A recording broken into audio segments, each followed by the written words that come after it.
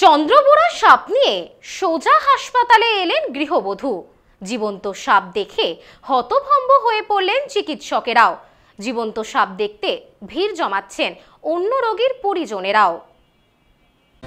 জীবন্ত চন্দ্রবোরা সাপ নিয়ে হাসপাতালে এলেন বধূ। হাতে বিষধর সাপ দেখে হতভম্ব হয়ে পড়েন চিকিৎসকেরাও। তবে চিকিৎসকদের আশ্বস্ত করে বধূ জানান এই সাপটি তার হাতে ছোবল দিয়েছে। আর দেরি করেননি চিকিৎসকেরা, শুরু হয় তার চিকিৎসা। বর্তমানে হাসপাতালে চিকিৎসাধীন ওই গৃহবধূ। তার সাহসিকতার প্রশংসা করেছেন অনেকেই। সাপ দেখতে হাসপাতালে উপচে পড়ে ভিড়। বুধবার সন্ধ্যায় বধূ নিজের পেয়ারা বাগানে কাজ করছিলেন। বারুইপুর থানার অন্তর্গত রাঙা বেলেঘাটা গ্রামের বধূ কৃষ্ণা নস্কর। সেই সময় তার ডান হাতে একটি চন্দ্রবোরা সাপ কামড় দেয়। কোনো রকমে সাপটি ধরে ফেলেন তিনি। পরিবারের লোকজনদেরকে ঘটনার কথা জানান তিনি। চিকিৎসার জন্য তড়িঘড়ি বারুইপুর হাসপাতালে নিয়ে যায়।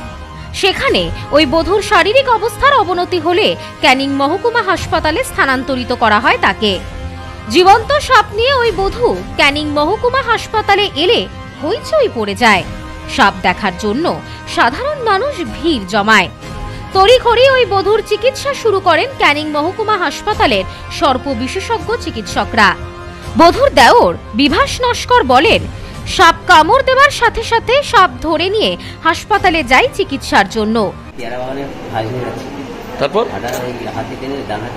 সাপ কি গাছের উপর ছিল? গাছের উপরে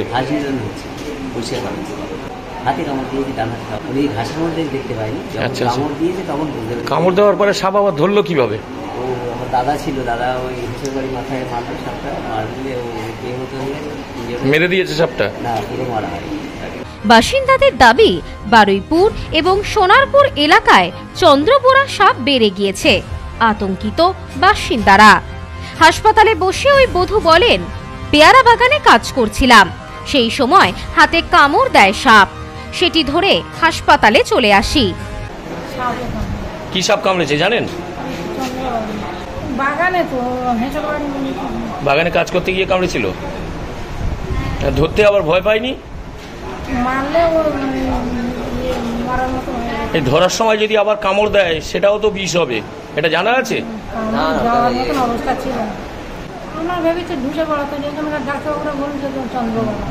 জানা গিয়েছে কৃষ্ণা দেবীকে গত 10 বছর আগে চন্দ্রবোরা সাপ কামড় দিয়েছিল। অন্যদিকে নরেন্দ্রপুর থানার অন্তর্গত রাধানগর এলাকার বাসিন্দা রামপ্রসাদ মণ্ডল, তিনি মাঠে গরু আনতে গিয়েছিলেন। সেই সময় তার পায়ে একটি চন্দ্রবোরা সাপ কামড় দেয়। তিনি চিকিৎসার জন্য তড়িঘড়ি ক্যানিং মহকুমা হাসপাতালে হাজির হন। বর্তমানে সাপের কামড়ে আক্রান্ত দুজনেই সুস্থ রয়েছেন। মাঠে আমাদের গরু আছে, প্লাস এই সময় ওই ধান তালা হয়েছে, 2:30টার সময় মাঠে গেছে। সাপটা এইটুকু 1 ফুটের মতো। ওই আলদে আমি একবার চিন্তা করতেই যাবো না যাবো, যেমনই আমি বুঝতে পারি না। যখনই ও কামড়েছে আমি বুঝতে পেরে আমি তখন পেছন দিকে ঘুরে দেখি সব কামড় দিল। হ্যাঁ, তারপর ওকে ছেড়ে দিয়ে বাড়ি চলে গেছি। সাপকে ছেড়ে দিলেন? হ্যাঁ, ওকে মারে বাড়ি থেকে। তারপরে এত বুঝতে পারি যে ছোট সাপে কামড়েছে।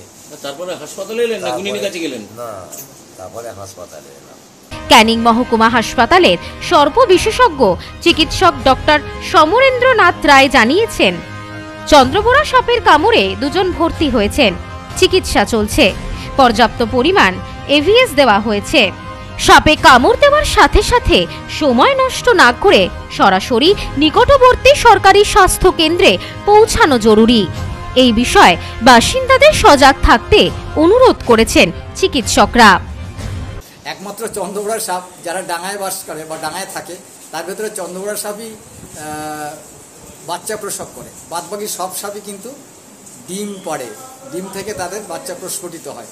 লোনা জলের সাপ, যেটা জলকেরাল বলা হয়, আপনারা জানেন সমুদ্রের সব লোনা জলের সাপই কিন্তু বিষধর সাপ, তার অ্যান্টিভেনাম ভারতবর্ষে নেই। এবং লোনা জলের এই জলকেরাল বাচ্চা প্রসব করে। সাধারণ মানুষ কিন্তু একটা জিনিস করছে যে বারবার সাপ ধরে নিয়ে আসছে। একটা কেউটু সাপ বা চন্দ্রবোরা সাপ একবার কামড় দেওয়ার পরে দ্বিতীয়বার যদি কামড় দেয় সেক্ষেত্রে কি বিষ হবে? ডাবল বিষ পড়তে পারে। অতএব মৃত্যুর সম্ভাবনা বাড়বে, সমস্যা আরও বাড়বে। অতএব সাপ জ্যান্ত হোক মৃত হোক, সাপকে মারার কোনো প্রয়োজন নেই। মারলে আপনি প্রকৃতি ধ্বংস করছেন, আপনার নিজেরই ধ্বংস ডেকে নিয়ে আসছেন। অতএব সাপ মারবেন না, জ্যান্ত সাপ ধরে হাসপাতালে নিয়ে আসবেন। মরা সাপ নিয়েও হাসপাতালে আসার কোনো প্রয়োজন নেই। সাপ দেখে আমাদের আইডেন্টিফাই করার দরকার নেই যে কোন সাপে কামড়ালো। আমরা সাপ না দেখে শুধু রোগ লক্ষণ দেখে বুঝতে পারি কোন ধরনের সাপের কামড়ের ঘটেছে এবং সেক্ষেত্রে কী চিকিৎসা করতে আমরা আমাদের সব ডাক্তারবাবুরা জানি। Bureau report, news no man's land, Canning. Neupisi jewellers, সম্পর্ক গড়ে দেয়। বনগাঁতে আমাদের 3টি শোরুম প্রতিদিনই খোলা। নেউপিসি জুয়েলার্স, বনগাঁ বাটার মোড়। নিউপিসি জুয়েলার্স ব্রাঞ্চ কুমুদিন স্কুলের বিপরীতে। Neupisi jewellers beauty, Motiganj, Hatkhola. আমাদের এখানে সোনা কিনুন পেপারের দামে।